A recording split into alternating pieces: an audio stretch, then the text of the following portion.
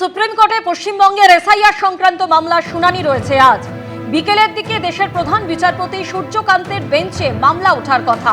16 দিন পরে রাজ্যে ভোট, শেষ হয়নি এসআইআর প্রক্রিয়া, এখনো বিবেচনাধীন বহু নাম।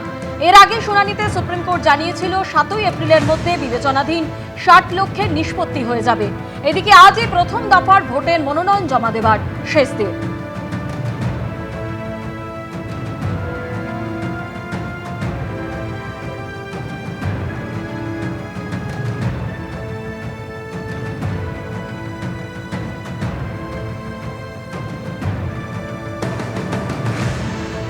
এসআইআরে নাম বাদ যাওয়ার অভিযোগে বিক্ষোভ ছড়ালো উত্তপ্ত বসিরহাটের ধান্যকুড়িয়া এলাকার। মাত্র 3টি বুথ মিলিয়ে 700-র কাছাকাছি নাম বাদ গিয়েছে, এমনই দাবি করা হচ্ছে স্থানীয় সূত্রে। ধান্যকুড়িয়ার 31, 33 এবং 34 নম্বর বুথের 679 জনের নাম বাদ গিয়েছে, আর তারই প্রতিবাদে বিক্ষোভ দেখান এলাকাবাসী। টাকি রোড অবরোধ করে চলে বিক্ষোভ।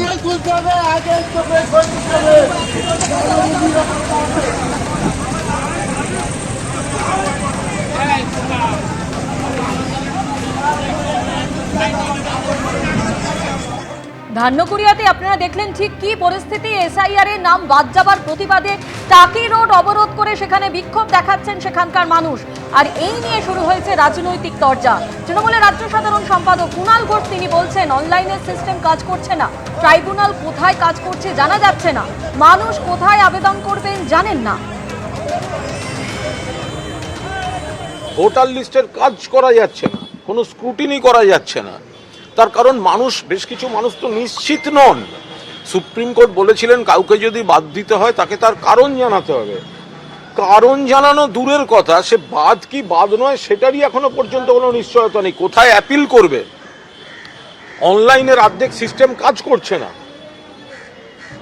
ট্রাইব্যুনালের খোঁজ পাওয়া যাচ্ছে না অধিকাংশ জায়গায়। ফলে মানুষ চূড়ান্ত একটা অনিশ্চয়তা। আমরা বলছি তৃণমূল কংগ্রেস পাশে আছে। আপনি বৈধ ভোটার হলে যেভাবে হোক আপনার ভোটার তালিকায় নাম তোলার লড়াইটা চলবে। অন্যদিকে বিজেপি প্রার্থী দিলীপ ঘোষের বক্তব্য, প্রায় 1 কোটির আশেপাশে ভুয়ো ভোটারের নাম বাদ যাবে। আমরা আগেই বলেছিলাম বিষয়টি সেদিকেই যাচ্ছে। এসআইআর এর নাম বাদ যাওয়া প্রসঙ্গে কি বললেন দিলীপ ঘোষ, শোনাবো।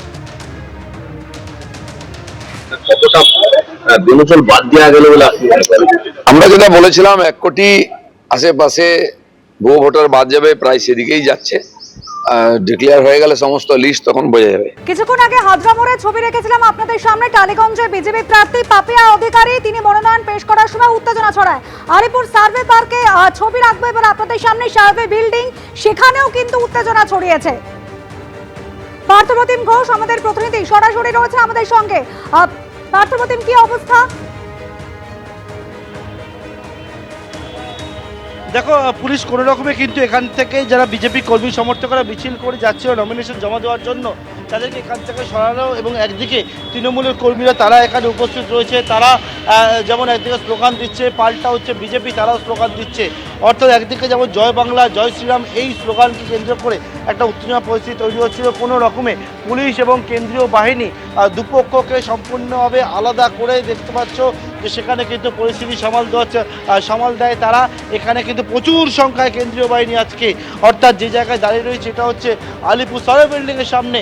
এবং সেখানে দেখতে পাচ্ছ তৃণমূল কর্মীরা যারা রয়েছেন এখানে তাদেরকে একটা দিকে আটকে রাখা হয়েছে, তারা যাতে বাইরের দিকে না বেরোন। কারণ বিজেপি কর্মীরা তারা অন্যদিকে রয়েছে এবং সেক্ষেত্রে এখানে জমায়েত হওয়া তৃণমূল কর্মীদেরকে সরিয়ে দেখতে পাওয়া যায় পুলিশকে।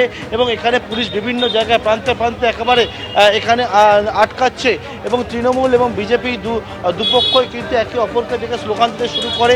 সার্ভে বিল্ডিংয়ের সামনে বিশাল সংখ্যায় পুলিশ এবং কেন্দ্রীয় বাহিনী মোতায়েন করা হয়েছে এবং সেই মোতায়েন করে দুপক্ষ যাতে মুখোমুখি কোনো রকমভাবে সংঘর্ষের পরিস্থিতি তৈরি না হয় সেই চেষ্টা করছে।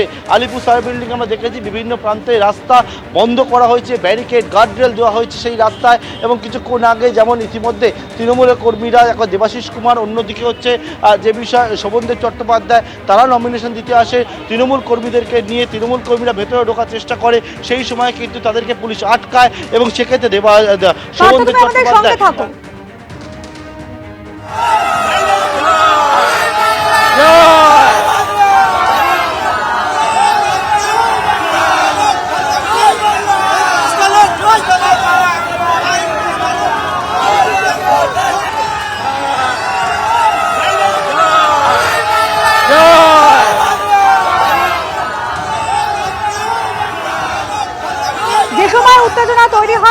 উত্তেজনা মুহূর্তের ছবি রেখেছে আপনাদের সামনে। একদিকে তৃণমূল কর্মীরা, অন্যদিকে বিজেপি কর্মীরা স্লোগান পাল্টা স্লোগান, এবং এতেই কিন্তু উত্তপ্ত হয়ে উঠেছিল আর আলিপুর সার্ভে বিল্ডিং এর সামনের অংশ, যেখানে একের পর এক মনোনয়ন জমা দিতে আসছেন সমস্ত রাজনৈতিক দলের প্রার্থীরাই।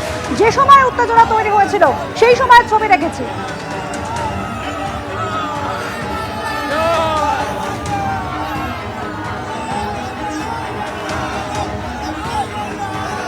একদিকে আপনারা দেখতে পাচ্ছেন তৃণমূল প্রার্থী তিনি মনোনয়ন জমা দিয়ে চলে যাচ্ছেন, আর অন্যদিকে বিজেপি প্রার্থী তিনি মনোনয়ন জমা দিতে যাচ্ছেন। স্লোগান পাল্টা স্লোগানে উত্তপ্ত হয়ে ওঠে আলিপুর সার্ভে বিল্ডিং চত্বর। সেই ছবি আপনাদের সামনে তুলে ধরছি। একের পর এক প্রার্থী ঢুকছেন মনোনয়ন জমা দিতে, চলছে স্লোগান পাল্টা স্লোগান। আবারও সরাসরি চলে যাব, আমাদের প্রতিনিধি পার্থ প্রতিম ঘোষ আমাদের সঙ্গে রয়েছেন। পার্থ, এই মুহূর্তে কি অবস্থা? দেখে এই মুহূর্তে কিন্তু একেবারে বিজেপি প্রার্থী সহ বিজেপি কর্মীদেরকে তাদেরকে যে মনোনয়ন জমা দেওয়ার জন্য তারা আলিপুরে যে ট্রেজারি বিল্ডিং সেই দিকে গেছেন, অন্যদিকে তাদের বিল্ডিংয়ের সামনে দাঁড়িয়ে রয়েছি। সেখানে তৃণমূল কর্মীরা ইতিমধ্যে জমায়েত করেছিল, কারণ রাসবিহারী এবং বালিগঞ্জ কেন্দ্রের তৃণমূল প্রার্থীরা তারা এখানে নমিনেশন জমা দিতে আসেন, এবং সেখানে দুপক্ষ একসঙ্গে হয়ে যাওয়ায় কার্যত উত্তেজনা পরিস্থিতি তৈরি হয়েছিল। সেখানে দুপক্ষকে সম্পূর্ণ আলাদা করা, এবং পুলিশ এখানে তৃণমূল কর্মীদেরকে দেখতে পাওয়া গেল, তারা সরিয়ে দেখতে পাওয়া যেত পুলিশকে, এবং সেক্ষেত্রে বাদানুবাদ শুরু হয়ে যায় পুলিশের সঙ্গে শুরু করে তৃণমূল কর্মীদের এবং শোভনদেব চট্টোপাধ্যায় দেবাশিস কুমারের সঙ্গে বাদানুবাদ দেখতে পাওয়া যায়। দেবাশিস কুমার পরিষ্কার যে বিষয়টা দেখতে পাচ্ছে জানাচ্ছে যে 4 তারিখের উত্তর দেওয়া হবে, 4 মে উত্তর দেওয়া হবে। শোভনদেব চট্টোপাধ্যায় তিনি জানান যে একেবারে কার্যত অঘোষিত মিলিটারি শাসন চলছে বলে শোভনদেব চট্টোপাধ্যায় অভিযোগ করেন, কিন্তু পুলিশ জানাচ্ছে যে তাদের কাছে যে নির্দেশ রয়েছে যাতে শান্তিপূর্ণভাবে এই নমিনেশন পর্ব করা যায়, তার জন্য কিন্তু এই চেষ্টা। দেখতে পাচ্ছ যে বিভিন্ন যে প্রান্তে প্রান্তে যেখানে তৃণমূল কর্মীরা রয়েছেন সেই সমস্ত জায়গায় একেবারে কেন্দ্রীয় বাহিনী পুলিশ দিয়ে কিন্তু এখানে একেবারে ঘিরে রাখা হয়েছে। এখানে তৃণমূল কর্মীরা যারা এখানে উপস্থিত রয়েছেন তারা যেখানে যাচ্ছে তাদেরকে কিন্তু সরিয়ে দেওয়া হচ্ছে।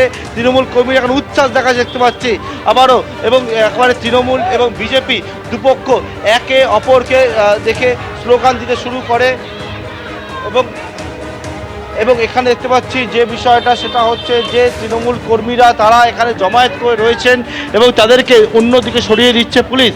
এবং গোটা বিষয়কে কেন্দ্র করে একেবারে যে উত্তেজনা পরিস্থিতি তৈরি হয়েছিল সেটাকে পুলিশ এখানে জানাচ্ছিল যাদেরকে ভেতরে যাবার অনুমতি রয়েছে, নির্দিষ্টভাবে যে নিয়ম রয়েছে সেই নিয়ম ব্যতীত কাউকে ভেতরে ঢুকতে দেওয়া হবে না, এবং সেটা পরিষ্কার করে শোভনদেব চট্টোপাধ্যায় বা দেবাশিস কুমারকে পুলিশ জানাচ্ছিল। আমরা দেখলাম শোভনদেব চট্টোপাধ্যায় যেটা অভিযোগ করলেন, বলছিলাম সেটা হচ্ছে মিলিটারি শাসন চলছে বলে। অন্যদিকে দেবাশিস কুমার বলছিলেন যে 4 মের পরে জবাব দেওয়া হবে। এই মুহূর্তে এটা হচ্ছে সার্ভে বিল্ডিং এর সামনের ছবিটা দেখতে পাচ্ছ, যে সার্ভে বিল্ডিং এর আগের ছবি আপনাদের সামনে আমরা রেখেছি। আবারও উত্তপ্ত পরিস্থিতি হয়েছে, যথেষ্ট সংখ্যক কেন্দ্রীয় বাহিনী এই মুহূর্তে রয়েছে। যে মুহূর্তে উত্তেজনা তৈরি হয় সেই মুহূর্তে ছবি আপনাদের সামনে তুলে ধরছি।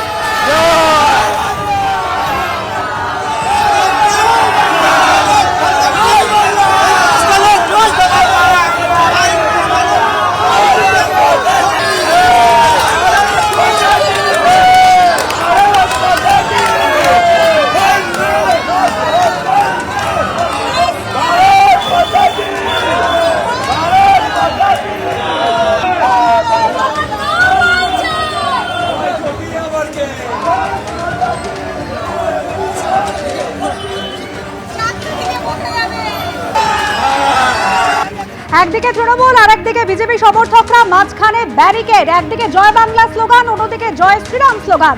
আর টালিগঞ্জে বিজেপি প্রার্থী পাপিয়া অধিকারী তিনি কিন্তু আসছিলেন এই আলিপুর সার্ভে বিল্ডিং এ মনোনয়ন পেশ করার জন্য। তাকে বাধা দেয়, কর্মী সমর্থকদের বাধা দেওয়া হয়। একেবারে পুলিশের পক্ষ থেকে বলা হয় যে কোনোভাবেই কর্মী সমর্থক নিয়ে তিনি প্রবেশ করতে পারবেন না। কি বলেছিলেন টালিগঞ্জের বিজেপি প্রার্থী, কি অভিযোগ জানিয়েছেন শোনাবো। আমাকে আটকে দেওয়া হয়েছে এবং বলছে যে আপনাকে প্রোটেকশন দিতে পারবো না। কিরকম পুলিশ, এত চটিচাটা পুলিশ, বলছে আপনাকে প্রোটেকশন দিতে পারবো না। তৃণমূলকে প্রোটেকশন দেবে, তার মানে আমার নমিনেশনটাই ক্যান্সেল হয়ে যাবে, আমাকে ভোটে দাঁড়াতে দেবে না। এই দেখুন সিপিএম এর যাচ্ছে, হাসি মুখে যাচ্ছে, আমাদের আটকে দিয়েছে। আতারটা দেখছেন তো? হ্যাঁ, তৃণমূল আর সিপিএম এর আতারটা দেখতে পাচ্ছেন? ওদের দেওয়াল ছেড়ে দিচ্ছে, আমাদের দেওয়ালে চুনকালি করে দিচ্ছে। এসব কি হচ্ছে? অন্যদিকে বালিগঞ্জের তৃণমূল প্রার্থী শোভনদেব চট্টোপাধ্যায় তিনি অভিযোগ করছেন যে একেবারে মিলিটারি শাসন চলছে। মানে এটা দেখে অনেকটা মনে হচ্ছে যে মানে মিলিটারি শাসন এমন চালু হয়ে গেছে, রাষ্ট্রপতির উপরে উঠে গেছে ব্যাপারটা, যে মিলিটারি শাসন চলছে এখানে। আমরা আগে এই গেট পর্যন্ত আসতে পেরেছি, এক একজন যে কত বড় আমার সঙ্গে সাইন ছিল, এবারে অ্যালাউ করিনি, আমিও জোর করিনি, খালি আমরা যে কজন বলেছে সে কজন এসেছি করছে, জোর বলছে যে এটা মানলে আমরা কন্ট্রোল করতে পারবো। ওটা তো দেখিনি কোনোদিন, আমরা কি এসআইআর যা হলো দেখেছি কোনোদিন? তো দিল্লি যা চাইছে, এখানে ইলেকশন কমিশন তাই করছে, সেভাবেই চলছে। মানুষ মরছে, লাইন দিয়ে মিছিলে মানুষ মরছে, এই জিনিস ভারতবর্ষে কোথাও হয়নি, এই বাংলাতেই আর কোথাও হয়নি। এবিপি আনন্দ, এগিয়ে থাকে, এগিয়ে রাখে।